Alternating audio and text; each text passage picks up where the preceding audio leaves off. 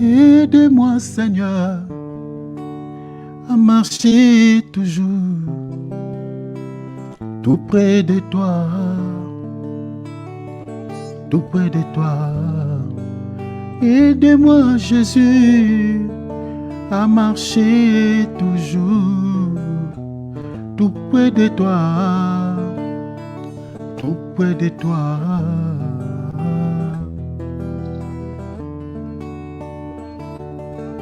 Père, aidez-nous, aidez-nous. Car ton amour pour moi l'a m'aidé là-bas sur la croix où tu étais mort pour mes péchés. Père, aidez-nous notre Dieu. Aidez-nous notre roi. Car ton amour pour moi l'a m'aidé là-bas sur la croix où tu étais mort pour mes péchés.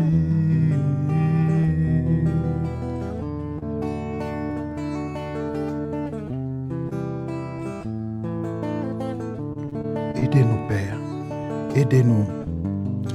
Aidez-nous, Jésus, à consacrer toutes nos vies dans ta parole, dans ta parole. Aidez-nous, Shiloh, à consacrer toutes nos vies dans ta parole, dans ta parole. Aidez-nous, Père. Aidez-nous, Père. Aidez-nous, Père. Aidez-nous, Père. Alléluia. Alléluia. Alléluia. Merci, Père. Tu es ma richesse, la source de mes grâces. Tu es ma richesse, oh, la source de mes grâces. Mon chant d'allégresse.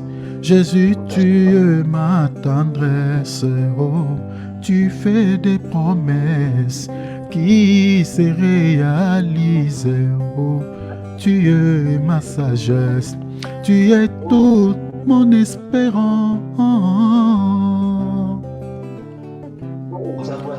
Tu es ma richesse, oh, la source de mes grâces.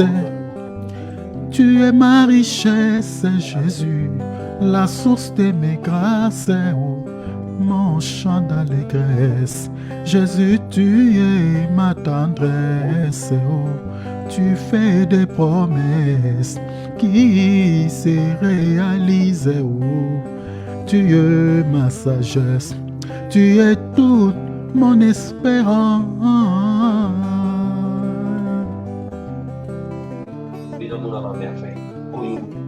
Ta clarté est une lampe qui éclaire.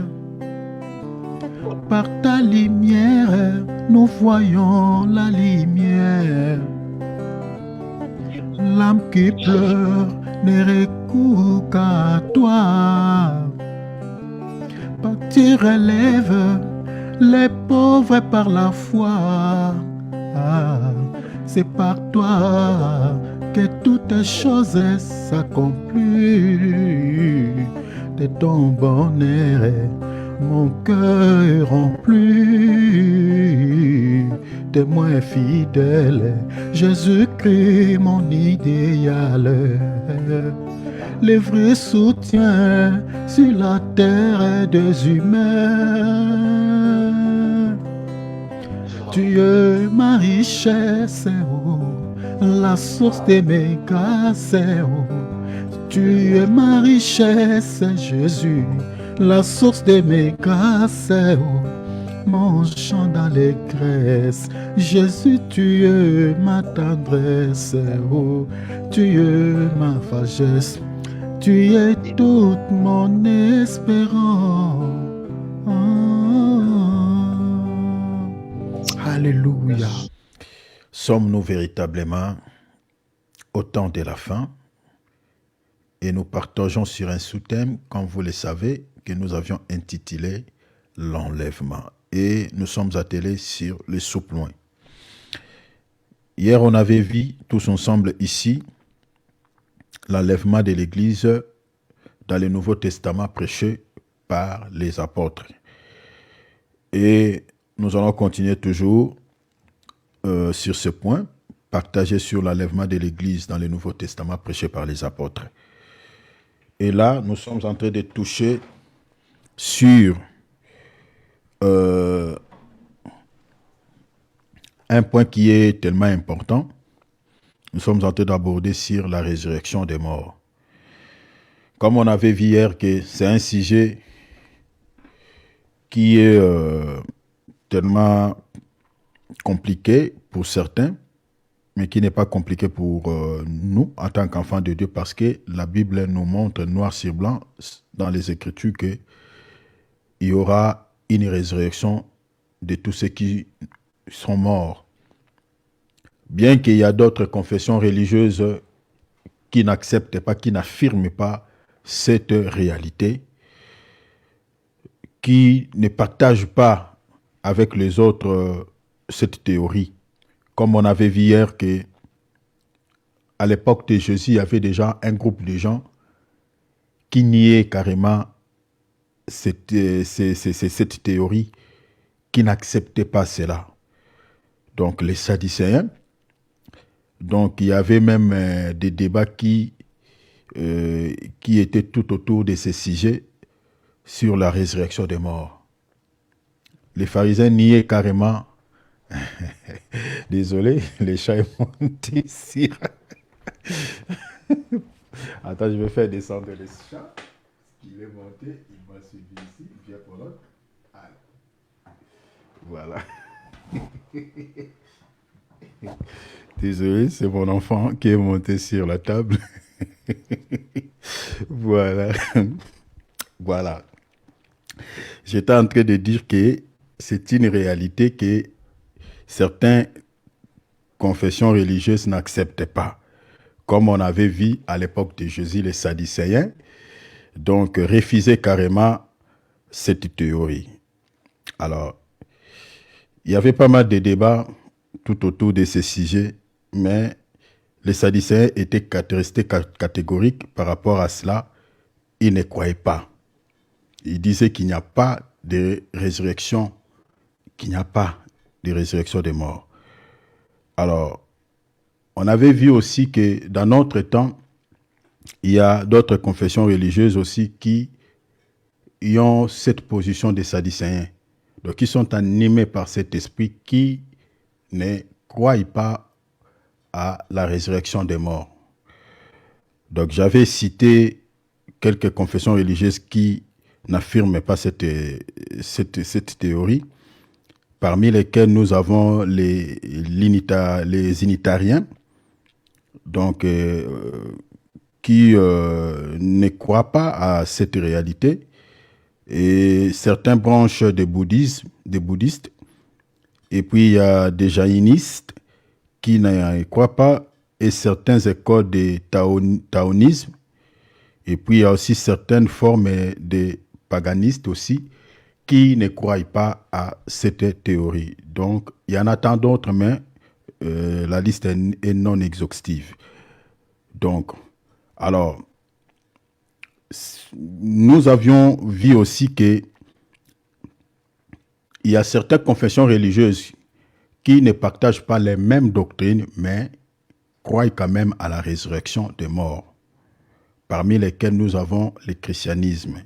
Dans le christianisme, il y en a toute une panoplie donc, de confessions religieuses, comme par exemple les catholiques, et ils croient à la résurrection des morts. Les protestants croient aussi à la résurrection des morts. Les orthodoxes aussi croient. Les mormonistes aussi croient. Les méthodistes aussi croient. Les témoins de Jéhovah également. Il y en a tant d'autres qui croient à la résurrection des morts, mais qui n'ont pas les mêmes doctrines. Vous voyez, on n'a pas les mêmes doctrines tous dans le christianisme, mais il y a pas mal de confessions religieuses dans le christianisme qui croient à la résurrection des morts. Mais j'avais tantôt dit que cela ne dit pas, parce qu'ils croient à la résurrection des morts, forcément ils ont Dieu ou ils sont dans les vrais. Vous voyez, ils sont dans les vrais ou ils ont Dieu. Non. Parce qu'il y a d'autres qui croient à la résurrection des morts, mais le jour de l'enlèvement, les chrétiens, les morts en Christ, ressusciteront. Mais certaines personnes qui croyaient à la résurrection des morts, qui sont morts, ne se réveilleront pas peut-être ensemble avec le chrétien, hein, les enfants de Dieu qui étaient morts en Christ. Ne se réveilleront pas. Parce que l'apôtre Paul dit, premièrement, les morts en Christ se réveilleront. Ensuite, ça sera maintenant la résurrection de tous ceux qui n'ont pas connu Christ dans leur vie, tous ceux qui sont morts, peut-être, voilà, comme on avait vu dans 1 Thessaloniciens chapitre 1, 2 Thessaloniciens plutôt chapitre 1 verset 8, ceux qui ne respectaient pas la parole de Dieu, c'est-à-dire des chrétiens charnels, ou ceux qui étaient dans les fausses confessions religieuses, ces genres de chrétiens se réveilleront, mais pour être condamnés, pour être jugés, et aller en enfer. Vous voyez? Mais les vrais chrétiens, ceux qui étaient dans la vraie doctrine, ceux qui mettaient la parole de Dieu en pratique, ceux qui respectaient Jésus-Christ dans leur vie, ces chrétiens-là qui sont morts en Christ se réveilleront pour la vie éternelle. Alors, il y a plusieurs branches du christianisme qui croient à la résurrection, mais si tu regardes leurs fondements, leur doctrine n'a rien à voir avec les doctrines des apôtres malgré leurs croyances. Nous avons les musulmans. Les musulmans aussi croient à la résurrection des morts. Mais est-ce que les musulmans qui sont morts, le jour de l'enlèvement, se réveilleront ensemble avec ceux qui sont morts en Christ? Nous disons non. Parce que l'apôtre Paul, dans l'écriture des 2 Thessaloniciens, il dit les morts en Christ ressusciteront premièrement. On ne dit pas les morts, ceux qui sont morts en Mahomet. Donc, ce qui garantit la résurrection des morts par rapport aux chrétiens, hein, aux enfants de Dieu, aux chrétiens, c'est par rapport à la mort de Christ, parce que Christ est mort et revenu à la vie. Je crois que je lirai encore cette écriture. C'est cela qui donne l'assurance à la résurrection des morts de tous les chrétiens authentiques. Il y a une branche du judaïsme qui croit aussi à la résurrection des morts. Malheureusement, ils ne se réveilleront pas ensemble avec les chrétiens le jour de l'enlèvement.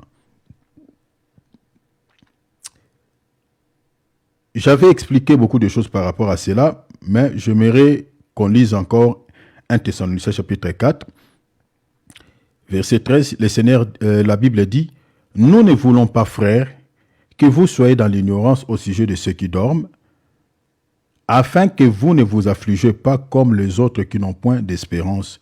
Car si nous croyons que Jésus est mort, et vous voyez, donc notre foi est basée sur la mort et la résurrection de Jésus. Je crois que je lirai une écriture tout à l'heure là. Donc si le Seigneur n'était pas revenu à la vie, notre foi serait vaine. J'aimerais qu'on lise directement cette écriture. Prenons 1 Corinthiens chapitre 15. On lit le verset 1 Corinthiens chapitre 15, on lit le verset 12. On va lire jusqu'au verset, on va descendre un tout petit peu, on va faire une longue lecture. Donc on va lire ça et là on va sauter. Regardez, vous pouvez lire à partir du verset 12 jusqu'au verset 54. Mais je vais sauter. Regardez ce qu'il dit la Bible. Or, si l'on prêche que Christ est ressuscité des morts, comment quelques-uns parmi vous disent qu'il n'y a point de résurrection des morts? Vous voyez cela? Déjà, même à l'époque de l'apôtre Paul, il y a quelques-uns qui ne croyaient pas à la résurrection des morts. Et ici, l'apôtre Paul est en train de viser les Sadducéens. Ce sont eux qui ne croyaient pas à la résurrection des morts. Et dans notre temps, il y en a pas mal, comme je viens de vous dire tout à l'heure là, il y a pas mal de confessions religieuses qui ne croient pas à la résurrection des morts. Vous voyez? Et il y a certains païens aussi qui n'ont rien à voir avec des confessions religieuses, avec tout ce qui est religion, qui sont aussi qui n'affirment pas, qui ne croient pas à cette réalité. Vous voyez? Donc, l'apôtre Paul dit, or, si l'on prêche Christ est ressuscité des morts, comment quelques-uns parmi vous disent-ils qu'il n'y a point de résurrection des morts? Et le verset 13 de la Bible dit, s'il n'y a point de résurrection des morts, Christ non plus n'est pas ressuscité. Tu vois? Vous voyez, je ne sais pas si vous comprenez le sens, la manière dont Paul est en train d'expliquer la résurrection des morts de tous les chrétiens. Donc, c'est-à-dire, l'apôtre Paul dit, s'il n'y a pas la résurrection des morts, sinon, ce que la Bible dit au sujet de la résurrection de Christ, c'est que cela aussi est un mensonge. Donc, Christ n'est pas ressuscité. Mais regardez, l'apôtre dit, et si Christ n'est pas ressuscité, notre prédication est donc vaine. Chers enfants de Dieu, vous voyez là où notre foi dans le christianisme, là où notre foi est fondée. C'est pour cela, je suis désolé pour les serviteurs de Dieu qui ne prêchent pas la mort et la résurrection de Christ. C'est-à-dire la mort et la résurrection de Christ, c'est-à-dire la croix, c'est là où notre foi est fondée et battue. C'est là où notre foi est bâtie. Au fait, je peux dire c'est ça le fondement de notre prédication. Vous voyez? Donc c'est la base de toute prédication, la croix. Et pour ça, j'ai dit à certaines personnes, si vous êtes dans une église où on ne vous parle pas de la croix de Jésus, je ne sais pas comment est-ce que vous serez sauvés. Paul dit ici que s'il n'y a point de résurrection des morts, Christ non plus n'est pas ressuscité. Verset 14, il dit, si Christ n'est pas ressuscité, notre prédication est vaine. Donc toutes les prédications que nous faisons là, c'est vraiment un passe-temps, quoi. Un passe-temps. Mais l'apôtre Paul dit quoi? Et votre foi aussi est vaine. Vous voyez cela? Donc nous croyons en vain. Vous voyez là où notre foi est fondée. Donc la foi des chrétiens est battue sur la mort et la résurrection de Christ. Voilà pourquoi si vous êtes dans une église de Jésus-Christ, je parle d'une église de Jésus, une église authentique de Jésus, il faut qu'on vous prêche la croix. Il faut qu'on vous parle de la mort et de la résurrection de Christ. Mais regardez aujourd'hui dans nos assemblées, c'est rare d'entendre qu'on vous parle de la mort, un thème comme un thème, la croix. Qu'on vous prêche sur la croix, qu'on vous prêche sur la mort et la résurrection de Christ. Et surtout comme nous sommes en train d'aller vers la fin de l'année ici. Regardez seulement les thèmes. Regardez. Là, maintenant, c'est comme si nous allons traverser la mer. Ah, pour traverser l'année en bonté, voilà, on vous met un thème là-bas. 7 secrets de bonheur. 7 secrets de réussite. 4 secrets. Je ne sais pas les secrets là qui nous révèlent. Je ne sais pas quels sont ces secrets-là. Beaucoup de serviteurs de Dieu ne prêchent plus la croix de Jésus. Oh, nous sommes sauvés. Oh, notre foi dans la vie chrétienne est battue sur la mort et la résurrection de Christ. Paul dit, si Christ n'est pas ressuscité, notre prédication est morte. En d'autres termes, si la prédication de la croix n'est pas prêchée, c'est-à-dire la mort, on ne prêche pas sur la mort et la résurrection de Christ, notre foi est vaine. Notre foi est vaine. Parce qu'il faut se poser la question, pourquoi nous avons donné nos vies à Jésus? Pourquoi on se retrouve aujourd'hui dans la foi chrétienne? Qu'est-ce qui nous motive de s'attacher à ce Jésus, à ce Dieu? Chers enfants de Dieu, il n'y a pas 2, 3, 4 raisons. La seule raison que nous avons abandonné toutes les convoitises de la chair de ce monde, la seule raison qui nous motive à s'accrocher à Jésus, Chers enfants de Dieu, il n'y en a pas 2, il n'y en a pas 3, il n'y en a pas 4. C'est seulement la résurrection des morts, la vie éternelle. Que le Seigneur nous réserve cette espérance merveilleuse. Parce que, tel que nous sommes là, si Christ tarde à venir, nous allons passer, nous allons partir. Mais s'il n'y a pas la résurrection des morts, mais tout le temps que nous sommes en train de passer ici dans la présence de Dieu, c'est un temps perdu. C'est un temps perdu. Vous voyez cela? Donc, toutes les prédications que nous sommes en train de donner là, donc c'est des temps perdus. Vous voyez cela? Notre foi, retenez cela, chers enfants de Dieu, notre foi dans la vie chrétienne est battue et fondée sur la mort et la résurrection de Christ. Pourquoi? Parce que nous croyons, même si nous quittions ce monde et que nous mourions, nous croyons qu'un jour, nous allons se réveiller. Parce que Christ, notre grand frère, notre né de la famille, était mort. Et un jour, il était revenu à la vie. Et l'apôtre Paul lui dit, si Christ était revenu à la vie, nous croyons aussi que nous, quand bien même nous serions morts, nous allons aussi revenir à la vie. Regardez ce qu'il dit. Il dit, et votre foi est vaine si Christ n'est pas ressuscité. Mais le verset 15, il dit, et il se trouve même que nous sommes des faux témoins à l'égard de Dieu. C'est-à-dire, ceux qui ont témoigné au sujet de Dieu, nous sommes des faux témoins, nous sommes des témoins menteurs. Il dit, puisque nous avons témoigné contre Dieu qu'il a ressuscité Christ, tandis qu'il ne l'aurait pas ressuscité, si les morts ne ressuscitent point. Vous voyez, dans le verset 16, il dit, car si les morts ne ressuscitent point, Christ non plus n'est pas ressuscité.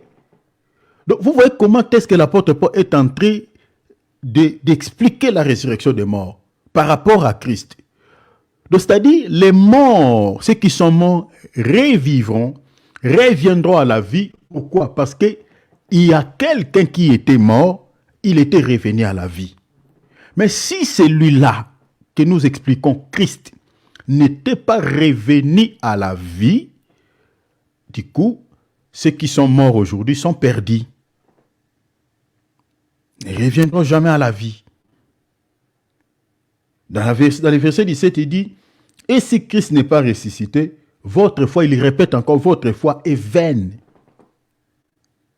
Est vaine. Donc, c'est pour cela, chers enfants de Dieu, il faut que nous prêchions la croix. Il faut que nous prêchions la croix. C'est là où notre foi est bâtie parce que nous croyons que Christ qui était mort, qui était revenu à la vie, nous aussi, même si nous mourions aujourd'hui, nous allons vivre, nous allons se réveiller et vivre auprès de Dieu éternellement comme le Seigneur Jésus-Christ. Il dit, si Christ n'est pas ressuscité, votre foi est vaine. Vous êtes encore dans vos péchés.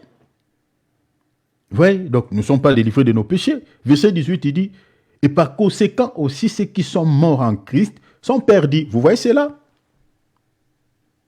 Donc sont perdus.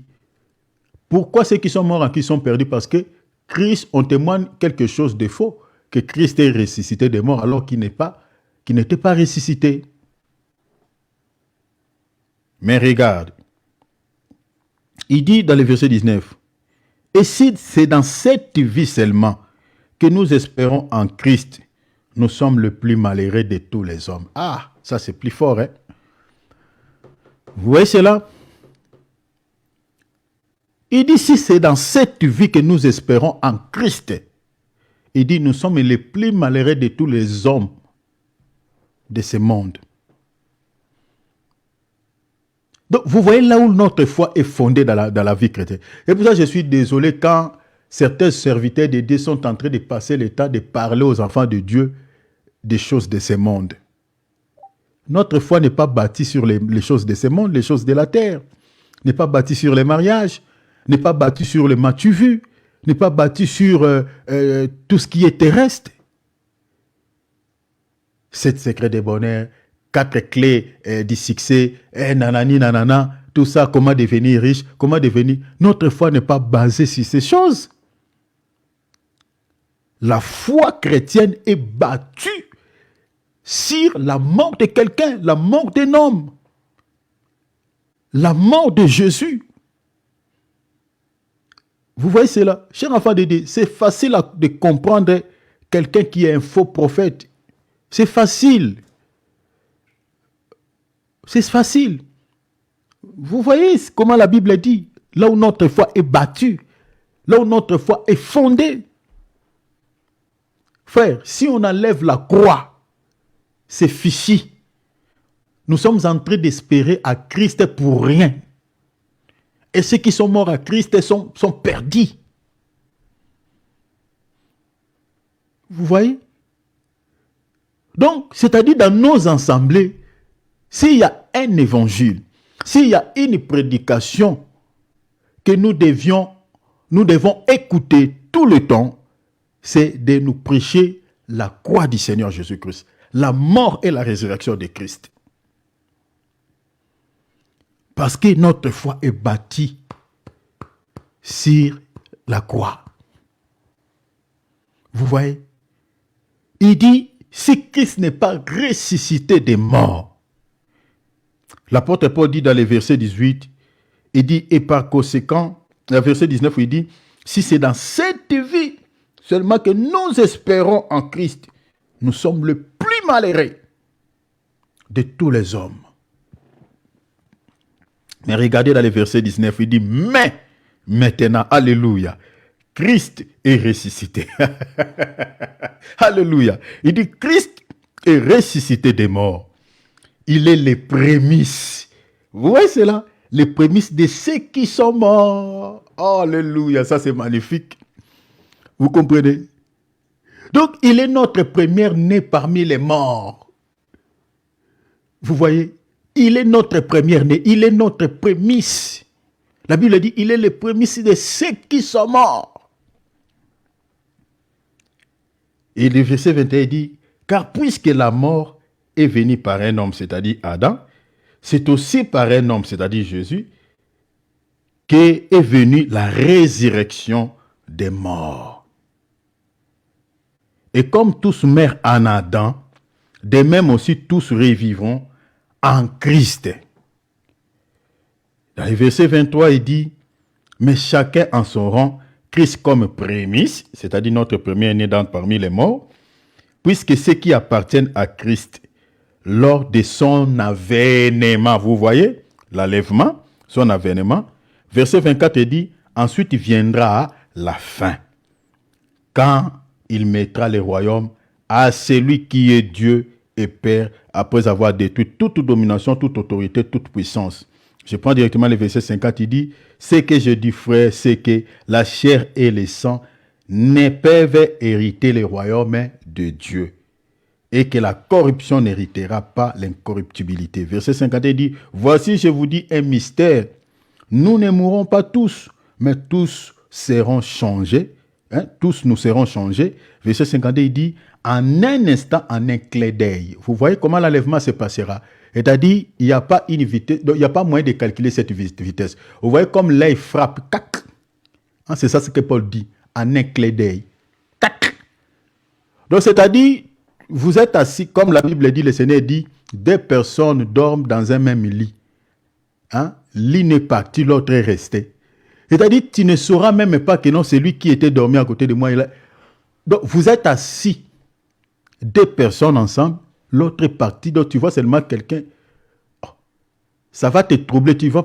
Mais il était là, mais tu commences à chercher la personne dans la toilette, dans la douche. Mais oui, il est parti. Tu ne vois pas tu ne vois aucune trace. C'est comme ça l'enlèvement se passera. Donc ça va troubler les gens. Non, j'étais avec mon père ici, mais je ne le vois pas. Parce que ça se passera à une vitesse, mais bien aimé, incalculable. La Bible dit en un clin d'œil. Tac! Donc c'est pour cela quand l'enlèvement aura lieu, le monde, donc c'est-à-dire, au fait, ça va troubler le monde entier. Ça va troubler le monde. Parce que ça se passera, l'enlèvement de l'Église, ça se passera à une vitesse, mes bien-aimés, vraiment comme pas possible. Une vitesse, je peux dire, dans des croisières. Une forte vitesse. Donc tu es avec quelqu'un, mais il part en l'enlèvement. Tu vois comme si tu rêves, quoi. La personne est disparue, tu ne vois pas, tu ne sens rien, pas un vent, quoi. Une vitesse comme pas possible.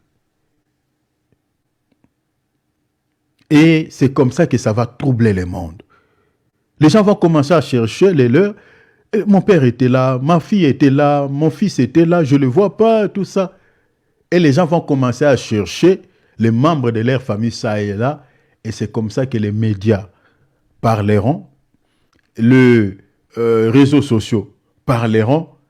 Ainsi, les chrétiens qui rateront l'enlèvement, ce sont eux maintenant qui vont expliquer aux gens que voilà, l'enlèvement de l'Église a eu lieu. Bon, donc aujourd'hui, tu veux écouter les messages sur la table.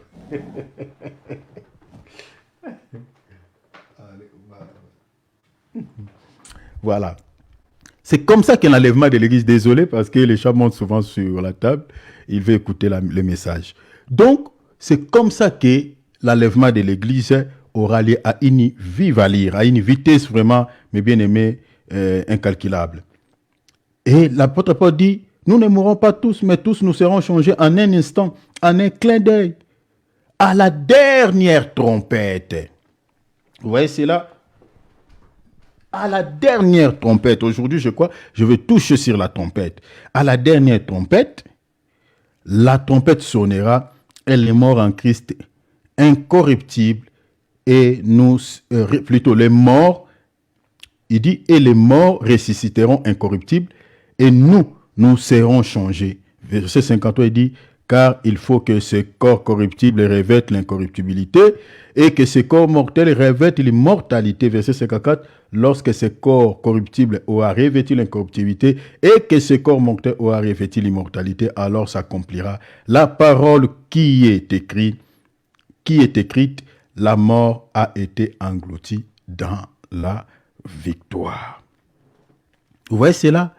Donc, vous comprenez que par rapport à cette écriture, nous comprenons que notre foi dans la vie chrétienne est basée sur la mort et la résurrection de Christ. Et c'est comme ça que l'enlèvement de l'Église aura lieu. Prenons un autre exemple dans l'exemple de la mort et de la résurrection de Lazare. Regardez ici, je suis dans Jean chapitre 11, verset 11. Parce que Lazare, on peut dire dans la révélation, il est aussi l'image. Hein? Il est aussi l'image de chrétiens, hein? Des enfants de Dieu qui se réveilleront le jour de l'enlèvement. Donc, Lazare aussi, il est l'image de ces chrétiens-là. Parce que vous allez comprendre cela quand je vais donner les explications ici.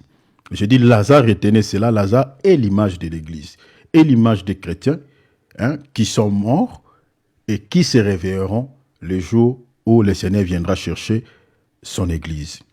Je suis dans Jean chapitre 11, verset 11. Nous allons lire jusqu'au verset... Nous allons descendre, nous allons lire jusqu'au verset... vous pouvez lire jusqu'au verset 45, mais moi je vais sauter. Regardez, je lis. Après ces paroles, il leur dit, Lazare, notre ami. Il dit, Lazare, notre ami. Il dit quoi? Lazare, notre ami. Retenez ici les mots ami. Les mots ami. Le Seigneur dit, Lazare, notre ami, dort. Hein? Dort. Vérifiez chez vous là-bas. Veillez sur ces mots. Je crois que je vous avais expliqué quelque chose là-dessus. Mais je répéterai cela parce que la parole de Dieu, c'est aussi la répétition. Regardez, il dit, je suis dans Jean chapitre 11, je lis à partir du verset 11. Il dit, après ces paroles, il leur dit, Lazare, notre ami, dort, mais je vais les réveiller. Comme je vous avais expliqué hier, que la mort, la mort ou les mots morts, le Seigneur n'utilise pas vraiment souvent ce langage, mais il utilise dormir. Hein? Il remplace le mot mort par dormir. Parce que celui qui dort, il se réveille. Vous comprenez? Donc, regardez ici, Lazare était mort, mais le Seigneur utilise le langage, il dit, il dort. Il dit, Lazare, notre ami, dort, mais je vais les réveiller. Je vais d'abord vous expliquer quelque chose ici, dans la Révélation. Je vous ai déjà expliqué cela. Vous savez, ce qui nous aide à se réveiller le matin quand on dort, c'est quoi? C'est le soleil. C'est tout un mystère. Quand on dort la nuit, ce qui nous aide à se réveiller le matin, c'est le soleil. Quand on voit le soleil donne sa lumière, on sait qu'il est matin, donc il faut se réveiller du sommeil. Or, si vous regardez dans la Bible, le soleil est une création du 4e jour. C'est une création du 4e jour. Or, Lazare avait fait combien de jours dans la tombe? C'était 4 jours. Si vous lisez les textes, vous allez voir 4 jours. Or, Jésus dit, notre ami Lazare dort, je vais le réveiller. Le Jésus qui parle là, je vais le réveiller, c'est lui le soleil. Jésus est venu le 4e jour pour pouvoir réveiller celui qui était en train de dormir. Vous voyez? Parce que Jésus est le soleil de la justice. Et le soleil levant. Donc sa présence à la tombe de Lazare, c'était pour pouvoir éclairer, donner la lumière à cette personne qui était dans les ténèbres. Parce que la mort ou le séjour des morts dans la Bible est considéré aussi comme étant un lieu ténébreux, un lieu de ténèbres.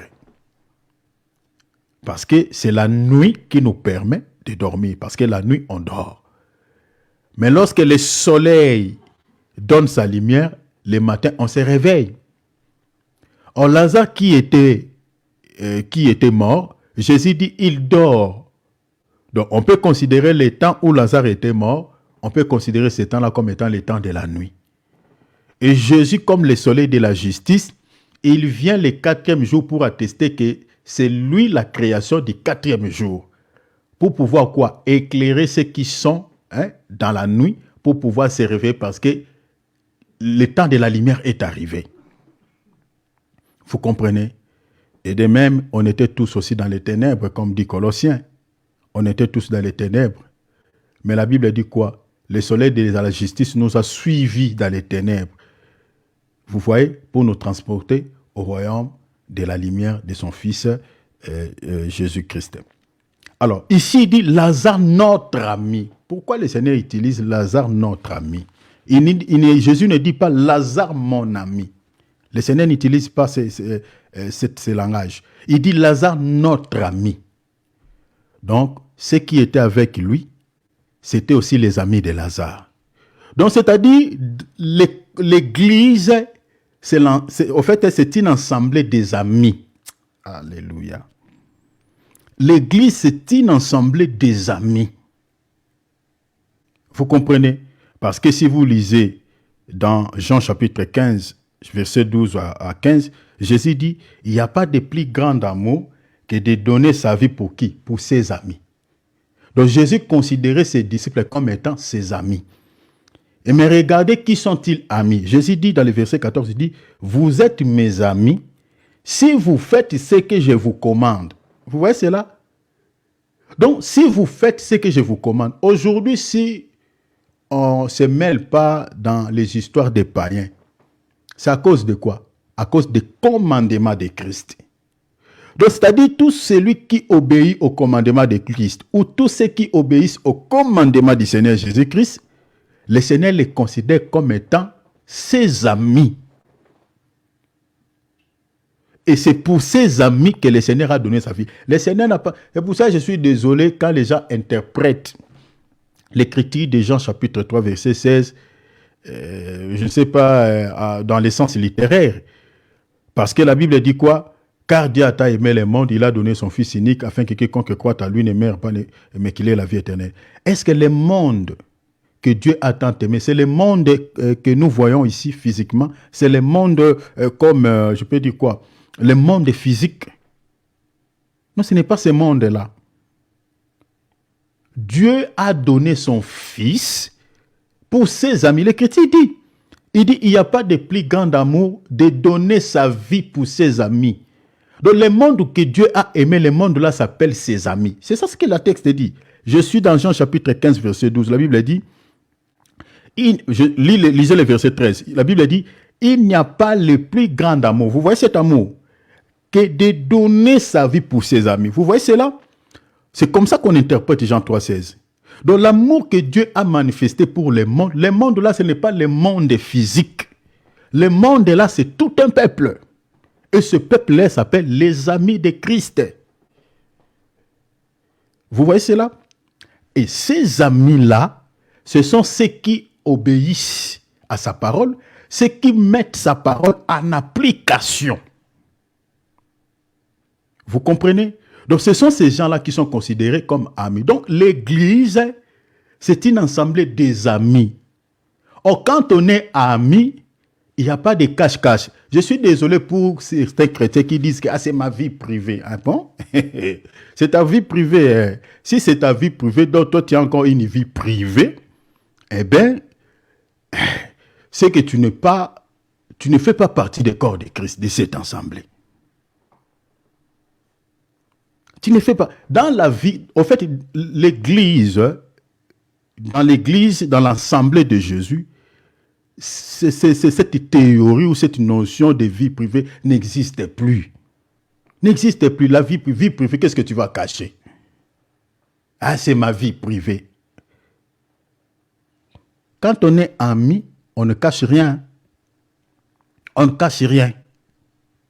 Regardez comment Jésus explique cela. Regardez, j'aimerais lire ça. Regardez. Regardez comment Jésus explique la notion. Ah, non, Jésus, notre maître, non, il est magnifique. Regardez comment il explique. Il dit, vous êtes mes amis si vous faites ce que je vous commande. Il dit, je ne vous appelle plus serviteur parce que le serviteur ne sait pas ce que son maître ne sait pas. Il dit quoi? Le serviteur ne sait pas ce que fait son maître. Vous voyez? Mais je vous appelle amis parce que je vous ai fait connaître tout ce que j'ai appris. Vous voyez? Donc, un ami, on ne le cache rien. C'est ça la notion d'ami. C'est-à-dire, quand on est ami avec quelqu'un, c'est-à-dire, on dévoile tout. Mais dans nos ensembles aujourd'hui, nous sommes l'ensemble des amis. Le Seigneur ne nous a rien caché. Il dit, je vous ai fait connaître tout ce que... Il dit tout ce que j'ai appris auprès de mon Père. Mais aujourd'hui, nous avons des serviteurs de Dieu qui ont une vie de cache-cache. Nous avons des enfants de Dieu, des chrétiens qui ont une vie de cache-cache. Et ce qu'on cache souvent, ce sont des choses sales. Parce que quand on cache quelque chose, parce que si ce n'est pas quelque chose de mauvais, mais pourquoi vous la cachez? Vous comprenez? Si ce n'est pas quelque chose de mauvais, pourquoi vous la cachez? Vous la cachez pourquoi? Donc, c'est que c'est quelque chose de mauvais, c'est ainsi vous la cachez. Quand on est ami, on ne cache rien. On ne cache rien. Et cette vie de cache-cache, aujourd'hui, dans nos assemblées, n'en parlons pas. Et maintenant, posons-nous la question. Si nous avons encore cette vie de cache-cache, on cache encore quelques saletés dans nos cœurs. Tu as encore une vie un peu qui n'est pas bien et tu caches. C'est-à-dire, quand Dieu te regarde, le Seigneur te regarde, le Seigneur sait que tu ne fais pas partie de son corps, du corps de Christ. Tu n'es pas ami, tu n'es pas son ami. Tu n'es pas son ami. Parce que devant un ami, on ne cache rien. On dévoile tout. Mais c'est devant un serviteur, on cache. Pas devant un ami. Mais beaucoup de chrétiens qui se prétendent être amis de Christ, qui se prétendent être l'ensemble des amis, c'est-à-dire comme si nous sommes l'ensemble des amis, mais nous avons encore des vies de cache-cache. Et nous espérons à l'enlèvement dans cet état, avec cet esprit. Ah, c'est compliqué. C'est compliqué. Le Seigneur dit, notre ami Lazare dort. Je vais les réveiller. La résurrection, ce n'est pas pour n'importe qui. La résurrection est réservée pour ceux qui sont amis La résurrection. Parce que, comme j'avais dit, les païens aussi se réveilleront. Les chrétiens charnés, ceux qui sont morts aussi dans des péchés, se réveilleront. Mais pour quelle suite? Pour quelle suite? Daniel il dit, il y a d'autres qui se réveilleront pour se réveilleront pour la vie éternelle, les autres pour la honte éternelle, c'est-à-dire l'enfer. Mais ceux qui sont amis de Christ se réveilleront pour la vie éternelle. Jésus vient et dit, notre ami Lazare dort. Parce qu'il faut comprendre aussi, comme j'avais dit ici, que la festin des noces est réservée pour ceux qui sont amis. Vous vous rappellerez, comme quand je vous avais expliqué ici, sur Jean 14, il y a plusieurs demeures dans la maison de mon Père. Je vais vous préparer une place, pas plusieurs places, mais une place. Et dans la Bible, nous n'avons que 2 places qui sont réservées pour les gens. Il y a la place d'honneur, la première place et la dernière place, comme je vous avais expliqué. La première place est réservée pour les amis de l'invité. Et la dernière place est réservée pour ceux qui iront à la honte éternelle. Parce que la dernière place est considérée comme étant la place de la honte. Lisez Jean chapitre 14. Je vais vous lire peut-être le verset 10. Luc chapitre plutôt. Je suis dans Luc, pardon. Ce n'est pas Jean. Luc chapitre 14, verset 10. Mais lorsque tu seras invité, l'invitation, c'est ça ce que nous sommes en train de faire. Nous sommes en train d'inviter tous ceux qui sont amis à Christ. L'invitation, c'est la parole. L'évangile que nous sommes en train de prêcher là, c'est ça l'invitation que Dieu donne à ses amis. Lorsque tu seras invité, la Bible dit, va te mettre à la dernière place. Vous comprenez? Va te mettre à la dernière place. Tous, on était à la dernière place. Hein? Tel que nous sommes là, on était à la dernière place. Mais aujourd'hui, nous sommes passés à la première place à cause de qui? À cause de Christ. Parce que c'est lui qui nous a dit, monte ici. Regardez, la Bible a dit, va te mettre à la dernière place. Afin que quand celui qui t'a invité, celui qui nous a invités, c'est l'organisateur du festin. Il dit quoi? Afin que celui qui t'a invité, il dit, afin que quand celui qui t'a invité viendra. Vous voyez ce mouvement? Celui qui nous a invités, la Bible dit, quand celui qui nous a invités viendra, l'avenir là, c'est ça l'enlèvement. Ce mouvement-là, c'est ça ce qu'on appelle l'enlèvement de l'Église. Vous voyez? L'enlèvement. Il dit, quand celui qui vous a invité viendra, hein, c'est le retour de Christ, le jour de l'enlèvement, ils te disent, mon ami. Vous voyez ce mouvement? Mon ami. Il dit quoi? Mon ami, monte plus haut. L'enlèvement de l'Église, ça sera comme ça. C'est lui qui nous a invités autour du festin, parce que le festin commence ici. Tel que nous sommes là, nous sommes en train de partager la parole, nous sommes déjà dans la fête. Vous voyez, nous sommes en train de manger. Vous voyez, une viande, l'agneau. L'agneau, c'est la parole. Mais la manifestation de ce que nous sommes en train de faire ici sur la terre, s'accomplira le jour de l'enlèvement dans les ciels. Mais sur les plans spirituels, les festins de noces commencent ici. C'est ici que nous recevions les invitations. C'est ici qu'on fait la mise en place. C'est ici, tu n'es pas invité, c'est-à-dire tu n'attendras rien le jour de l'enlèvement. Le Seigneur nous invite. Il dit, je te dis, mon ami, monte ici. Ce mouvement-là, monte ici. C'est ça l'enlèvement. C'est ça l'image de l'enlèvement. Monte ici. Hein? Monte ici, mon ami. Monte plus haut. Hein? Regardons, je vais vous prendre une écriture. Je vais vous expliquer ça. Monte ici. Vous allez comprendre que l'enlèvement, ça sera comme ça. Regardez dans Apocalypse, par exemple, le chapitre 13, chapitre 11. Vous pouvez lire jusqu'au verset 12. Regardez, je vais vous lire rapidement. Il dit, Je donnerai à mes deux témoins. Vous pouvez lire à partir du chapitre 11, verset 3 jusqu'au verset 12. Il dit, je donnerai à mes deux témoins le pouvoir de prophétiser, revêtis de sacs pendant 1260 jours. Verset 7, il dit, quand ils auront achevé leur témoignage, la bête qui monte de l'abîme leur fera la guerre, les vaincra et les tuera.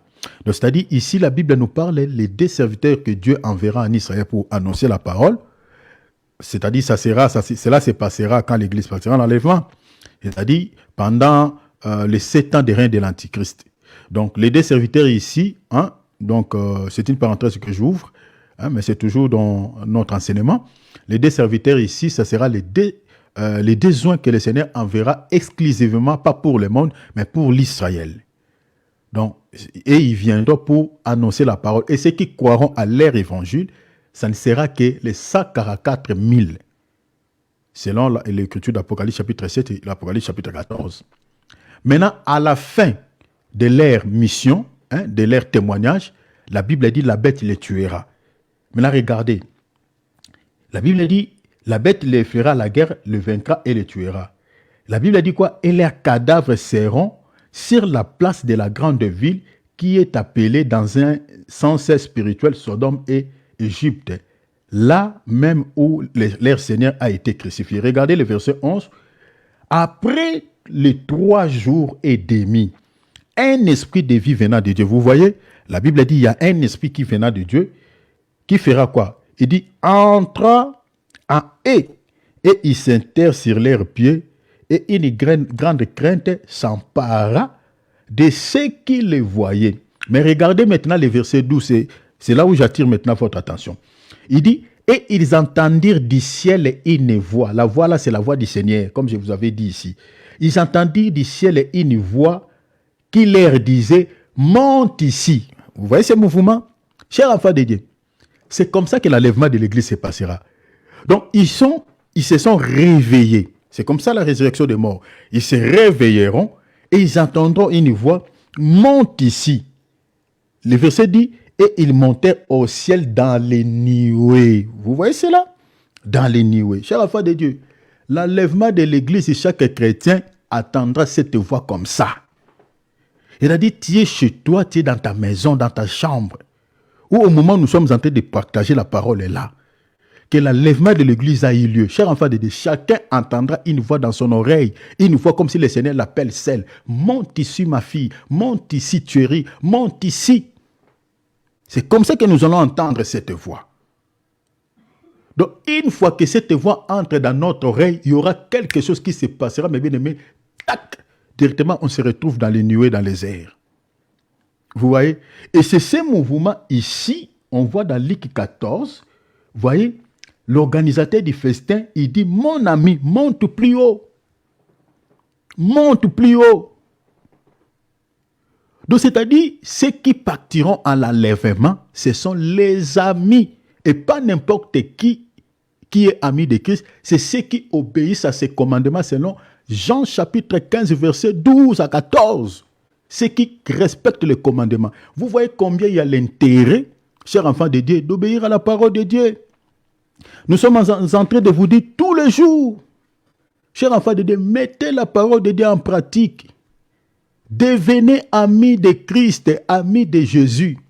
On est amis avec le Seigneur Jésus-Christ, mes bien-aimés. Si, j'aime la chanson que cette chère avait chantée, la sœur Rosny Kaïba. Mon meilleur ami, Jésus mon meilleur ami, Jésus mon meilleur ami. C'est une très belle chanson. Très très belle chanson. Mais on est amis avec Christ si on respecte sa parole. Tu peux chanter, mais si tu n'obéis pas à sa parole, tu chanteras et Jésus te regarde avec un regard. Si tu es dans le péché, tu es dans une vie de saleté, cette chanson-là sera une abomination aux oreilles de Dieu. Vous comprenez? Ceux qui sont amis à Jésus, ce sont ceux qui lui obéissent. Et ce sont ces gens-là que le Seigneur dira le jour des festins de noces. Parce que, mes bien-aimés, une fois que l'enlèvement de l'Église aura lieu, nous allons se retrouver directement dans les airs et quand le maître, notre époux, va nous introduire dans le palais, c'est là où le festin de noces va commencer. Et ça se passera pendant 7 ans. Imaginez, mes bien-aimés, 7 ans, vous êtes en train de célébrer, une fête. Et vous savez quelles seront les surprises. Je crois que je toucherai l'image de festin de ce qui va se passer au ciel. Je vous prendrai quelques images dans l'ombre. Parce qu'il y a des images dans l'ombre.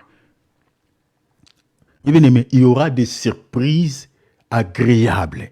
Le Seigneur va nous donner des présents. Il y aura des cadeaux. C'est là où nous allons recevoir des courants de récompenses au ciel.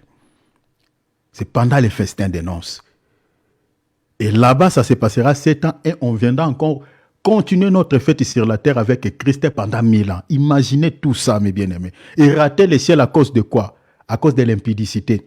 Rater le ciel à cause des plaisirs de ce monde, des plaisirs, au fait, voilà, je ne sais pas, les soucis de ce siècle présent. Vous voulez rater tout ça à cause du péché. Chers enfants de Dieu, soyons fidèles à Jésus. Ce que le Seigneur réserve pour nous dans les jours qui viennent, ce sont des choses incomparables. Incomparables. Il n'y aura plus de maladies, il n'y aura plus de guerres. Tous ces dirigeants qui nous cassent la tête aujourd'hui, ces gens-là disparaîtront. Il n'y aura plus tout ça. Tous ces voyous que nous avons dans ce monde vont disparaître. Il n'y aura plus tout ça. Il n'y aura plus de deuil, il n'y aura plus de pleurs, il n'y aura plus de maladies. Mais les gens sont en train de saboter tout ça à cause d'une vie éphémère, une vie courte de ce monde. Les gens vendent leurs âmes à Satan. Les gens traitent des pactes avec Satan pour vivre seulement peut-être 50 ans, vivre peut-être 60 ans, 70 ans, après ils laissent tout. Chers enfants de Dieu, est-ce qu'on réfléchit? On réfléchit. Les gens sabotent les cadeaux, toutes ces merveilleuses promesses que le Seigneur nous a faites dans sa parole. Les gens les négligent à cause du plaisir de ce monde. Imaginez. Il dit, monte ici. Et là, qu'est-ce qui va se passer? Et le Seigneur dit dans sa parole, dans les versets, il dit quoi? Regarde ce qu'il dit. Si vous lisez dans les versets qui suivent, alors, je lis la suite du verset. Donc, comme je viens de dire que c'est ça le mouvement de l'enlèvement. Et quand nous allons monter, et c'est là où la festin des noces va commencer. Mais je continue le texte de Lazare. Regarde ce que Jésus dit. Il dit, notre ami Lazare dort. Et dans les versets suivants, le Seigneur dit quoi? Je continue. Notre ami Lazare dort. Je lis le verset 12. Les disciples lui disent, Seigneur, s'il dort, il sera guéri. Verset 13. Jésus avait parlé de sa mort, mais il crie qu'il parlait de l'assoupissement du sommeil. Verset 14. Alors Jésus leur dit ouvertement, Lazare est mort, parce qu'il n'avait pas compris. Lazare est mort. Verset 15. Et à cause de vous, afin que vous croyiez, je me réjouis de ce que je n'étais pas là, mais allons vers lui. Verset 16, sur quoi Thomas, appelé Didyme, dit aux autres disciples, allons-y aussi afin que nous mourions avec lui. Verset 17, Jésus étant arrivé, trouva que Lazare était déjà mort depuis 4 jours, comme je vous ai dit. 4 jours. 4 jours dans les sépulcres. Verset 18, et comme Béthanie était près de Jérusalem, à 15 stades environ, verset 19, beaucoup de Juifs étaient venus vers Marthe et Marie pour les consoler de la mort de leurs frères. Donc vous voyez ici, c'est très important dans la Bible, quand quelqu'un perd un être cher, il a droit aussi des gens de venir les consoler. Malheureusement, des fois, dans nos assemblées, il n'y a pas vraiment des équipes de consolation. Certaines églises le font, mais certaines églises, il n'y a pas ça. Déjà, une église, quand vous êtes plusieurs membres, les églises qui haranguent, par exemple, des foules 5 000, 10 000. Je ne sais pas s'il y a des équipes de consolation quand quelqu'un perd un être cher. Dans ces assemblées-là, en tout cas, c'est difficile. Vous voyez? Voilà pourquoi une église, déjà, quand vous devenez déjà plusieurs, il faut scinder. Soit vous faites plusieurs cultes, soit vous scindez ces églises, vous scindez les groupes. C'est-à-dire, vous diminuez le nombre, vous créez d'autres cellules. C'est important pour que vous viviez ce qu'on appelle les 4 piliers dont la Bible nous parle. Vous voyez? Les 4 piliers. Certaines églises, quand vous êtes déjà plus nombreux, c'est-à-dire c'est difficile de vivre les 4 piliers de l'évangile. C'est difficile.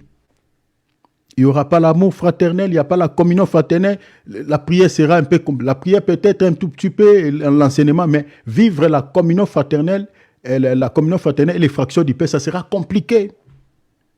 On ne connaîtra pas la vie de l'autre. Quand quelqu'un est dans la détresse, on ne le saura pas. L'église, quand vous avez 5 000, 7 000, un fidèle a perdu, par exemple, un fidèle mère ou il a perdu un être cher, un proche. Le pasteur peut-être ne saura pas. Mais regardez ici. Il y avait quelques personnes qui étaient venues consoler Marie et Marthe. Nous voulons, dans les églises, dans nos assemblées, qu'il y ait aussi cette attitude, cet esprit. Quand il y a l'un de nous qui perd un parent, il faut qu'il y ait quand même les gens qui aillent les voir pour pouvoir les consoler. C'est bien, ça fait du bien. Verset 20. Lorsque Marthe apprit que Jésus est arrivé, elle alla au-devant de lui, tandis que Marie s'était assise à la maison. 21. Marthe dit à Jésus, « Seigneur, si tu étais ici, mon frère ne serait pas mort. » Marthe dit, c'est vrai. Verset 22, il dit, mais maintenant, même je sais que tout ce que tu demanderas à Dieu, Dieu te l'accordera. Marthe avait une foi, quand même c'est bon. Verset 23, Jésus lui dit, ton frère ressuscitera. Jésus lui donne une assurance, il dit, il ressuscitera. Verset 24, je sais, lui répondit Marthe, qu'il ressuscitera à la résurrection. Retenez cela, Marthe dit, au dernier jour. Qui avait dit à Marthe que les morts, ceux qui sont morts, ressusciteront au dernier jour?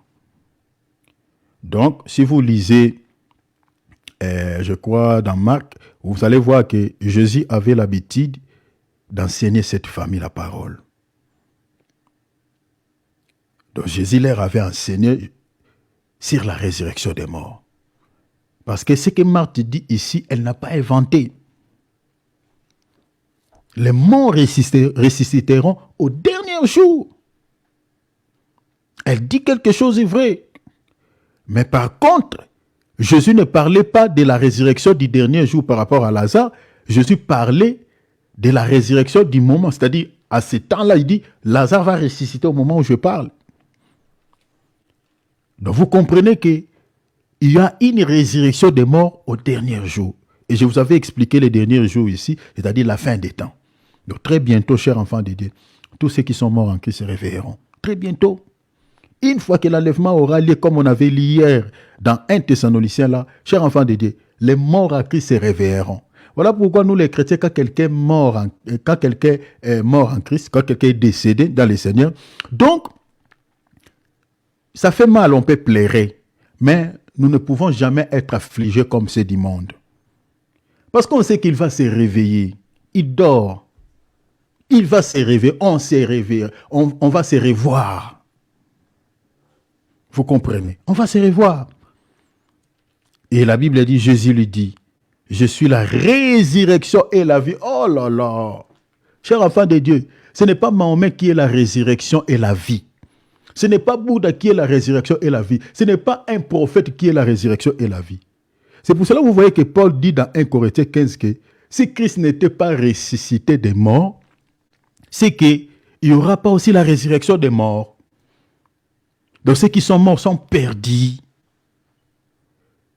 Donc c'est Jésus qui est la résurrection des morts. Si nous sommes en train de dire qu'il y aura une résurrection des morts, parce qu'il y a quelqu'un qui s'appelle la résurrection et la vie.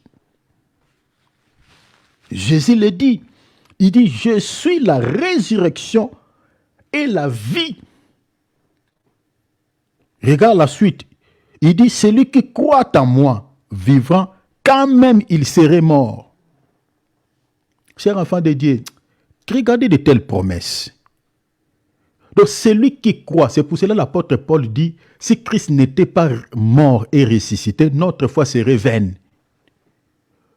Vous voyez cela, mes bien-aimés. C'est-à-dire notre foi est basée sur la mort et la résurrection de Christ. Jésus dit, celui qui croit en lui, celui qui a la foi, cette personne-là à laquelle sa foi est basée sur Jésus, le Seigneur dit, même s'il est décédé aujourd'hui, il se réveillera.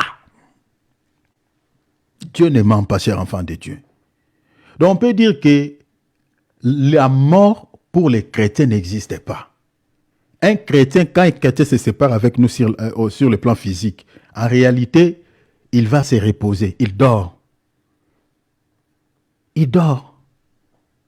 Mais dans un laps de temps, il se réveillera. Dans le verset 26, Jésus dit, « Et quiconque vit et croit en moi ne mourra jamais. » Donc vous voyez comment le Seigneur ici, il a enlevé la mort pour tous ceux qui y ont crié à lui. Donc en réalité, les enfants de Dieu ne meurent pas. Même si physiquement on voit aujourd'hui, on dit, ah, ce pasteur-là, ce chrétien-là est mort. Mais selon Jésus, Jésus sait qu'il n'est pas mort. C'est ça ce qui est dit ici, la pensée. Il dit, et quiconque vit et croit en moi ne mourra jamais. Donc en réalité, le fait que nous avons crié à Jésus, le fait que nous l'avons accepté dans nos vies comme Seigneur et Sauveur, nous avons basé notre foi en lui. C'est-à-dire, on ne mourra plus jamais. Même si physiquement les gens voient que il est mort, selon Dieu, tu n'es pas mort. Donc la mort pour tous ceux qui sont en Christ n'existe plus. C'est ça la pensée de verset 26. Parce que ceux qui sont morts en Christ se réveilleront. Et le Seigneur dit, dans le verset 27, il dit, et elle lui dit, oui Seigneur, crois. Il dit, oui Seigneur, je crois que tu es le Christ, le Fils de Dieu qui devait venir dans le monde. Mais je prends directement le verset 40. Je prends le verset 39. Regarde ce que Jésus dit. Jésus dit, ôte la pierre. Marthe, la sœur du mort, lui dit, Seigneur, il sent déjà, car il y a 4 jours qu'il est là. Jésus lui dit, oh, ne t'ai-je pas dit que si tu crois, tu verras la gloire de Dieu. La gloire dont Jésus parlait ici, c'était la résurrection de Lazare. Tu verras la gloire de Dieu. Verset 41, ils ôtèrent donc la pierre. Et Jésus leva les yeux en haut et dit, Père, je te rends grâce de ce que tu m'as exaucé. Verset 42, pour moi, je savais que tu m'exauces toujours, gloire à Dieu. Mais je parlais à cause de la foule qui m'entoure, afin qu'ils croient que c'est toi qui m'as envoyé. Et a dit cela, regardez ces mouvements, il cria d'une voix forte. Vous voyez, comme on avait vu hier dans le verset 5, c'est-à-dire, tous ceux qui sont morts entendront la voix du Fils de l'homme. Rappelez-vous, on avait lu dans Jean chapitre 5. Si vous voulez, je peux vous donner encore ces versets. Dans Jean chapitre 5, versets 27 à 29. Vous voyez, la Bible a dit, il lui donna le pouvoir de juger parce qu'il est le Fils de l'homme. Verset 28 dit, ne vous étonnez pas de cela, car l'heure vient où tous ceux qui sont morts dans les sépulcres entendront sa voix. Vous voyez ça, c'est le même mouvement qu'il avait fait à la mort de Lazare. Vous voyez, les versets 29 ont dit, et en sortiront, verset 29 de Jean chapitre 5, et en sortiront ceux qui auront fait les biens ressusciteront pour la vie, mais ceux qui auront fait le mal ressusciteront pour le jugement. Donc Jésus dit, la Bible dit, ceux qui sont dans les sépulcres attendront la voix du Fils de l'homme. Et ici, à la mort de Lazare, devant la tombe de Lazare, le verset 43 dit, ayant dit cela, il cria d'une voix forte. Donc vous comprenez que c'est la voix du Seigneur Jésus-Christ qui avait redonné la vie au corps de Lazare. Il cria, Lazare, sors. Chers enfants de Dieu, ce mouvement ici, c'est le même mouvement qui se passera le jour de l'enlèvement. Tous ceux qui sont morts en Christ, c'est de cette manière que le Seigneur les appellera. Si le Seigneur tarde à venir et que je parte, il m'appellera comme ça. Thierry, sors! C'est comme ça que je sortirai. C'est comme ça aussi, si toi, Christ, tarde à venir, tu sortiras de ta tombe. Chers enfants de Dieu, il y a l'intérêt de s'accrocher à Jésus. Parce qu'il y a de belles promesses, il y a une merveilleuse espérance qui nous attend demain. Désolé pour ceux qui sont morts en dehors du Seigneur Jésus, mais ceux qui sont morts en Christ, chers enfants de Dieu, le jour de l'enlèvement, ils entendront cette voix. Le Seigneur les appellera ici. Vous voyez ce mouvement ici que le Jésus a fait pour Lazare, c'est le même mouvement que le Seigneur fera le jour de l'enlèvement. La voix de l'archange dont l'apôtre Paul parle dans 1 Thessaloniciens, cet archange-là, ça sera lui-même le Seigneur. Il dit, Lazare, sors. Et verset 4, la Bible dit, verset 44, la Bible dit, et les morts sortis. Vous voyez? Donc, c'est ça, en fait, ce qui se passera le jour de l'enlèvement.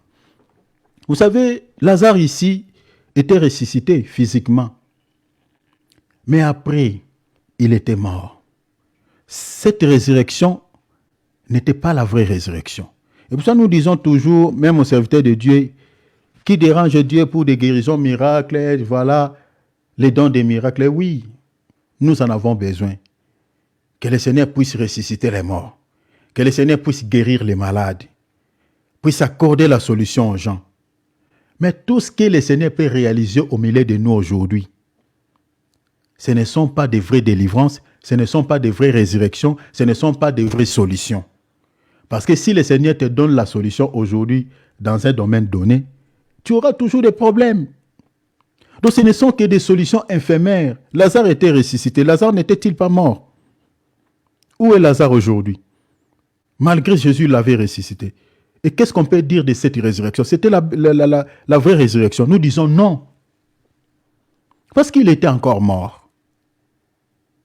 Donc aujourd'hui, Dieu peut te donner le don de ressusciter les morts, de guérir les malades. Ce n'est pas de vraies délivrances que tu accorderas aux gens. Ce n'est pas de vraies guérisons que tu accorderas aux gens parce que ces gens-là, le fait qu'ils possèdent le corps corruptible, ils auront toujours des souffrances avec ces corps. Ils tomberont toujours malades.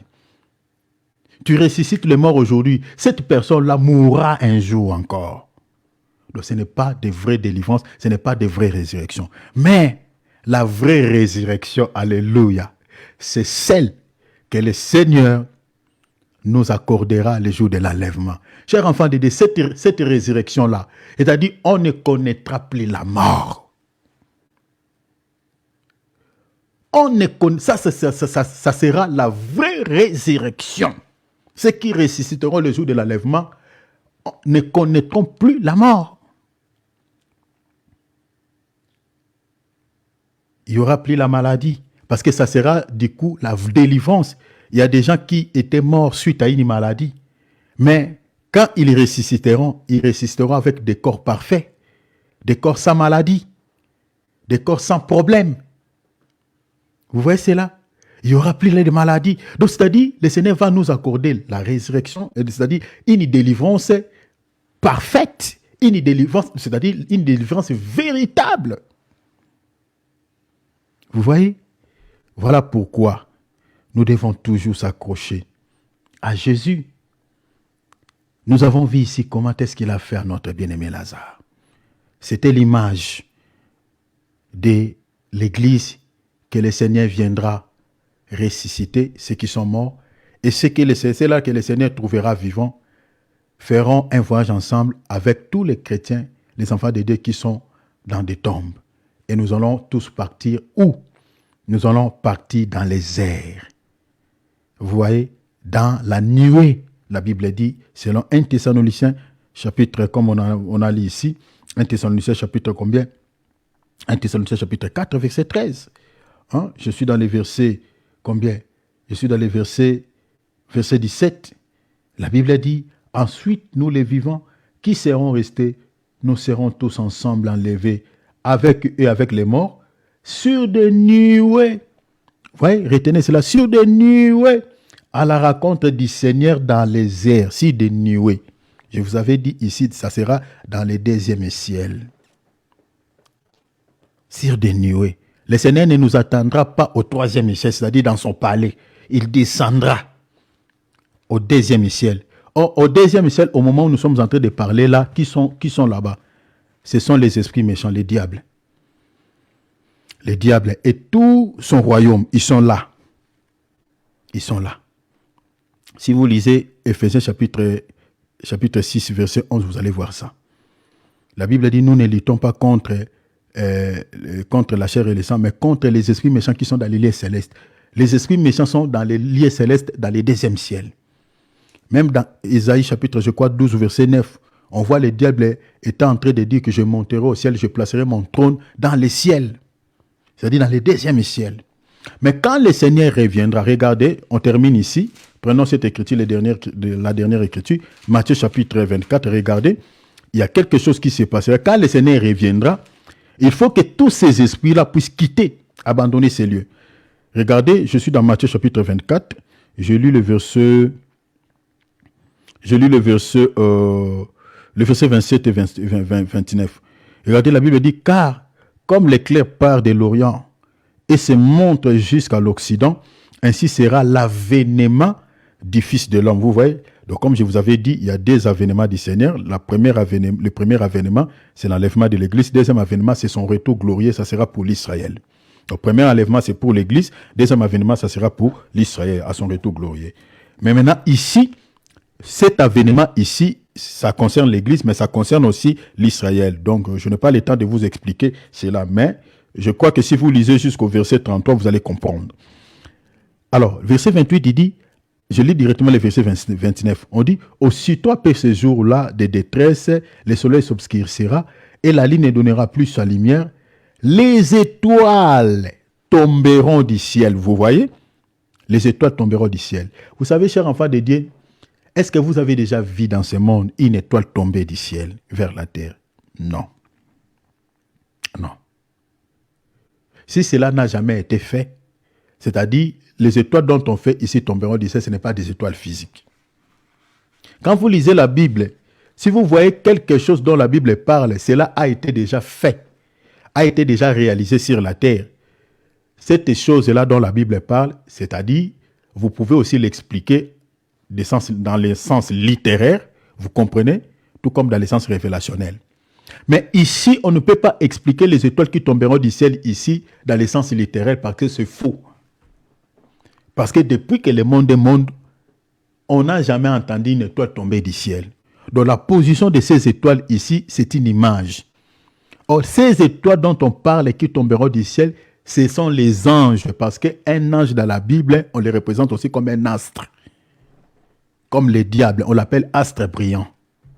Si vous lisez même Apocalypse chapitre 9, on représentait un ange là-bas qui avait ouvert, qui détenait la clé de l'abîme, comme une étoile. Donc les étoiles dont on parle ici, ce sont les anges. Et on dit tomberont du ciel et les puissances des cieux, vous voyez cela, des cieux seront ébranlés. Maintenant, verset 30, on dit, alors les signes du Fils de l'homme paraîtra dans les ciels, toutes les tribus de la terre se lamenteront. Vous voyez, ici maintenant, c'est une autre dimension. Ça, c'est à son retour glorieux. C'est pour ça que je vous ai dit ici, donc cet avènement, on mélange les deux avènements, de l'Église et de l'Israël.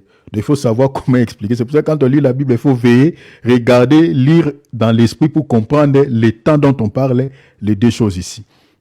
Mais maintenant, pour comprendre que ici, ça parle des retours glorieux, à partir du verset 30, on dit, les nations de la terre se lamenteront. Ça sera au retour glorieux, c'est-à-dire à la guerre d'Armageddon, quand le Seigneur viendra pour défendre l'Israël.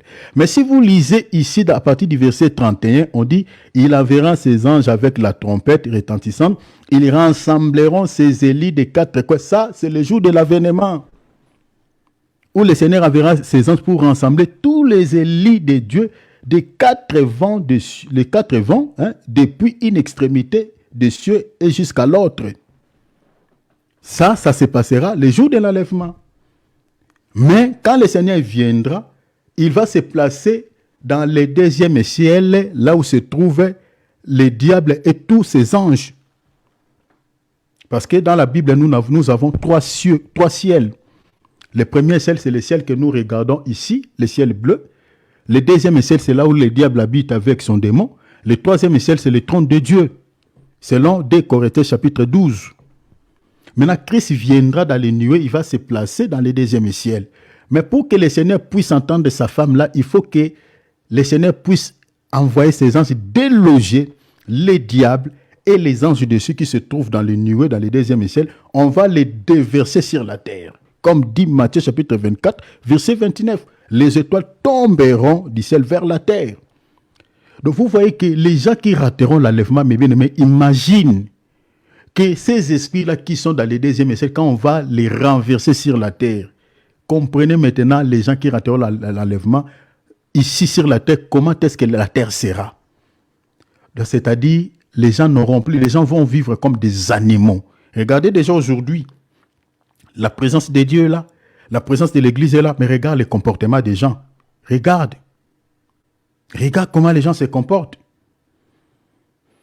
J'ai mon frère ici qui a effectué un voyage quelque part ici, mais il a vu des choses. Il m'a montré des images. J'ai dit, mon frère, le monde c'est pourri.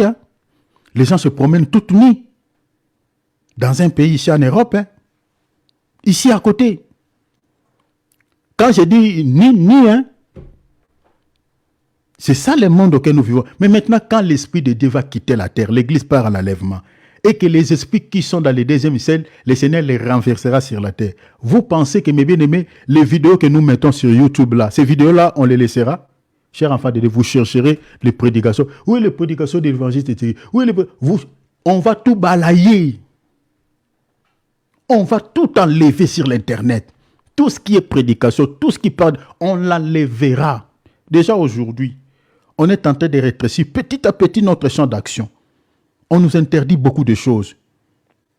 Et quand l'Église partira maintenant à l'enlèvement et que le Saint-Esprit ne sera pas, chers enfants de Dieu, vous pensez que cette liberté que nous avons aujourd'hui, cette petite liberté, quand l'Église partira, les gens vont prêcher l'Évangile comme nous sommes en train de prêcher là? Niet. Parce que le monde sera rempli de démons et les gens deviendront comme des fous. Alors, je m'arrête ici. J'aimerais nous dire, c'est le temps de pouvoir, mes bien-aimés, mettre nos vies en ordre. C'est le temps de mettre nos vies en ordre, chers enfants de Dieu. Je sais que c'est difficile de marcher dans la crainte de nom du Seigneur. Parce que moi-même, je porte aussi une chair corruptible. Mais nous devons s'efforcer. La Bible dit quoi? Efforcez-vous d'entrer par la porte étroite. En tout cas, je ne sais pas pourquoi le Seigneur me renvoie encore là-bas. Et regardez, c'est Matthieu 7. Ça me vient en esprit, je ne sais pas pourquoi, peut-être c'est pour quelqu'un. Matthieu chapitre 7, verset 13. La Bible dit, entrez par la porte étroite, car large est la porte spacieuse et le chemin qui mène à la perdition. Et il y en a beaucoup qui entrent par là. Mais regardez, verset 14, on dit, mais étroite est la porte resserrée et le chemin qui mène à la vie. Et il y en a peu qui les trouvent. Donc vous voyez que la porte étroite est tout petit. La Bible dit il y a peu de gens qui les trouvent. Peu. Mais que dit la Bible? C'est une porte qui est très petite. C'est difficile d'entrer. Mais regardez dans Luc comment le Seigneur nous dit par rapport à cela. Luc, je crois, chapitre 13, verset combien? Luc, chapitre 13, verset 24. Jésus dit, efforcez-vous d'entrer par la porte étroite. Vous voyez, le Seigneur nous demande de fournir les efforts. La vie chrétienne, mes bien-aimés, la Bible dit, le royaume des cieux est forcé, c'est les violents qui s'en emparent. Il faut fournir des efforts. La Bible dit, efforcez-vous d'entrer par la porte étroite, car je vous l'ai dit, beaucoup chercheront à entrer et ne le pourront pas. Il y a beaucoup qui cherchent à entrer, mais... Pourquoi? Parce qu'ils tombent tout le temps dans les péchés. C'est pour cela il faut demander la force à Dieu. Parce que la force physique, ça ne marchera pas. Mais il faut demander la force à Jésus. Seigneur, donne-moi la force. Donne-moi la force, Seigneur, de prier, de méditer la parole, de marcher dans la crainte de ton nom, Seigneur. Tout seul, je ne peux pas, je suis faible. Mais toi, tu es ma force. C'est comme ça, il faut prier. Parce que ça demande la force. Mais cette force-là de nous-mêmes, c'est difficile. Il faut que le Saint-Esprit, qui est l'esprit de force, parce que la Bible dit, l'esprit que nous avons reçu, ce n'était pas un esprit de timidité, mais c'est un esprit de force. Que l'Esprit de Dieu puisse nous accorder sa force. Vous voyez cela? Donc, je m'arrête ici, nous allons prier. Demande au Saint-Esprit, ouvrons nos micros. Alléluia. Alléluia. Robo shata brada saka. Demandons l'aide du Saint-Esprit. Ouvrons nos micros au WhatsApp. Qu'il nous donne la force. Tout seul, c'est compliqué. Tout seul, c'est difficile. Mais que le Seigneur nous fortifie. Que le Seigneur nous fortifie. Il revient très bientôt. Demandons de l'aide du Seigneur. Je suis faible, je ne peux pas. Aidez-moi, mon Père. Prions, s'il vous plaît, alléluia. Prions. Demandons de l'aide. Demandons de l'aide. Demandons de l'aide. Parle à lui. Parle de ton cœur. Pas depuis le temple de ton esprit. Dis-lui, Seigneur, s'il te plaît. S'il te plaît. S'il te plaît. La porte est étroite. La porte est étroite. C'est le seul chemin qui mène à la vie. Mais la porte est tellement étroite. C'est trop petit pour pouvoir entrer. Mais tu nous demandes de s'efforcer, de fournir des efforts. Ce n'est physiquement, c'est difficile. Physiquement, c'est compliqué. Oh notre Père, oh notre Dieu, accorde à mon frère, accorde à ma sœur la force de pouvoir entrer, la force de pouvoir entrer par la porte étroite, parce que la Bible dit, l'esprit que nous avons reçu, ce n'est pas un esprit de timidité, mais c'est un esprit de force. C'est un esprit de force. Oh, cher Saint-Esprit, je te demande la force. Je te demande la force. Je te demande la force. Donne la force à mon frère. Donne la force à ma sœur. Donne la force à chacun de nous. Seigneur, Seigneur, il y a des merveilleuses promesses. Il y a des merveilleuses promesses. Il y a des merveilleuses promesses qui nous attendent au ciel, qui nous attend au ciel. Oh notre Dieu, tu nous as parlé ce soir. Nous te prions, Jésus, que ces messages soient gravés dans nos cœurs, soient gravés dans nos esprits. Papa, papa, papa, tout seul, c'est difficile de mener une vie qui te plaît. Tout seul, c'est compliqué de vivre une vie qui t'honore. Mais avec l'aide de ton esprit, avec l'aide du Saint-Esprit, nous croyons qu'on y arrivera. Voilà pourquoi nous te demandons de l'aide, nous te demandons le soutien. Soutiens mon frère, soutiens ma sœur, au nom de Jésus, au nom de Jésus, au nom de Jésus, au nom de Jésus. Soutenez-nous, soutenez-nous dans le nom de Jésus, afin que notre Dieu, que nous puissions, Père, que nous puissions, Jésus, oh notre Dieu, mener une vie qui t'honore, afin que nous puissions accéder par cette porte qui est petite. Seigneur, avec l'aide de ton esprit, avec l'appui de ton esprit, dans le nom de Jésus, dans le nom de Jésus, dans le nom de Jésus. Si tu as peut-être une faiblesse, cher enfant de Dieu, tu sais dans ton cœur, dans ton esprit, il y a quelque chose qui te parle. Tu sais que, Seigneur, jusqu'à quand j'abandonnerai vraiment cette faiblesse? Prie le Seigneur, que le Seigneur puisse briser cette mauvaise racine au-dedans de ton esprit. Si tu sais que même quand tu étais dans le monde, tu avais cette faiblesse, étant dans le Seigneur, tu as toujours la même faiblesse. Demande à Jésus, Seigneur, tu dis, Seigneur, tu m'as fait grâce de te connaître. Mais pourquoi tu peux me laisser avec encore ces cordons ombilicaux du monde, cette faiblesse, papa? Je te prie, Seigneur, s'il te plaît, libère-moi de cette faiblesse. Prie le Seigneur par rapport à ça. Prie au nom de Jésus. Père, je te prie, notre Dieu. Je te prie, notre Dieu.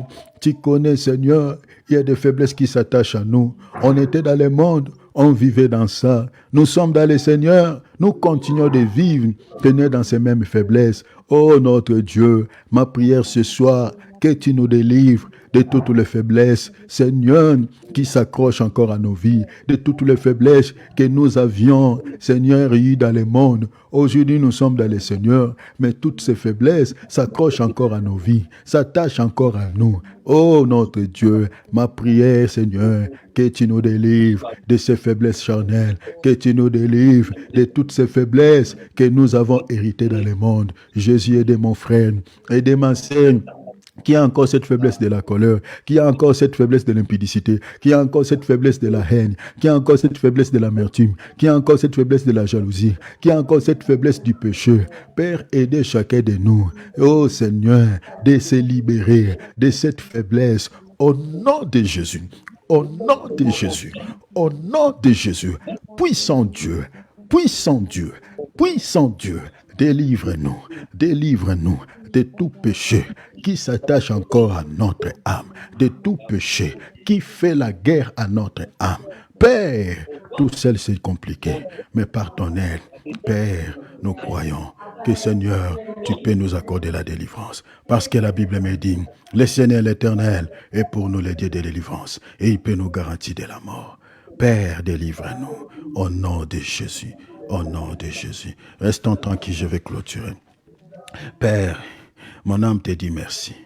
Je bénis ton peuple, Seigneur, qui a passé ce temps dans ta présence. Seigneur, je bénis ton peuple, Seigneur, qui a pris part, Seigneur, sur la table ce soir. Seigneur, je bénis ton peuple, Seigneur, qui a mangé, Seigneur, cet agneau pascal ce soir. Je te prie, notre Dieu, de pouvoir aider, Seigneur, ton fils, ta fille, de pouvoir vaincre les faiblesses de la chair, de pouvoir vaincre le mal, de pouvoir vaincre le péché. Parce que Seigneur, tu nous dis, Seigneur, si vous voulez hériter le ciel, vous devez mener une vie qui m'honore. Vous devez mener une vie de sainteté. Ma prière ce soir est que tu donnes à ton fils et que tu donnes à ta fille une vie de sainteté au nom de Jésus. Au nom puissant de Jésus, aidez ton fils, aidez ta fille, Seigneur qui a écouté ces messages, et que ce jour-là, Seigneur, qu'il ne rate pas l'enlèvement. Aidez, s'il te plaît, Père, par ta grâce, par ta grande miséricorde, aidez chacun de nous de vivre une vie qui t'honore. Père, même si quand tu reviendras et que nous sommes en train de dormir, que nous puissions écouter cette voix comme Lazare. Sors, monte ici. Père, soutenez-nous. Que ce message soit gravé dans nos esprits et que nous puissions mener une vie qui t'honore comme des enfants dignes du Seigneur Jésus-Christ. Seigneur, nous voulons être vraiment des amis. Nous voulons être vraiment tes amis. Nous voulons être ceux-là qui appliquent ta parole. Afin que, Seigneur, que ce jour-là, que tu dises, mon ami, ta place n'est pas là derrière, mais monte ici. Au nom de Jésus. Oh Père, merci. Préserve-moi, Seigneur, de tout mal. Protège-moi, je sais. Cette vérité, les diables et les détestent, l'aiment pas. Mais protège-moi, garde-moi. Garde ma femme, mes enfants. Et donne-moi la paix et souviens-toi de moi. C'est tout ce que je t'ai dit. Au nom du Seigneur Jésus. Père, si tu tardes à venir, donne-nous la force de pouvoir encore, Seigneur, se retrouver ici, mercredi, pour partager encore quelque chose avec mes bien-aimés. Dans les noms puissants du Seigneur Jésus, que nous avons ainsi prié. Merci Seigneur Jésus-Christ. Amen. Acclamons le Seigneur. Acclamons-le, donnons-lui gloire. Alléluia. Donnons-lui gloire, donnons-lui gloire. Alléluia. Vraiment, soyez tous bénis. Ma sœur Bernadette, ma sœur Nicole, mon frère David, mon frère Patrick, maman Irène, maman Jolie, mes frères Michael, et voilà, et tous qui nous suivent au travers de nos différentes plateformes, mes frères Philippe. Donc soyez tous bénis au nom de Jésus. On se salue comme d'hab. Nous sommes la famille de Dieu. Saluons-nous les uns les autres, s'il vous plaît. Alléluia. Soyez bénis. Amen. Amen. Amen. Papa, maman, Amen. Bernadette, Amen. ma Ma sœur Irène. mes frères et toute la famille. Amen. Amen.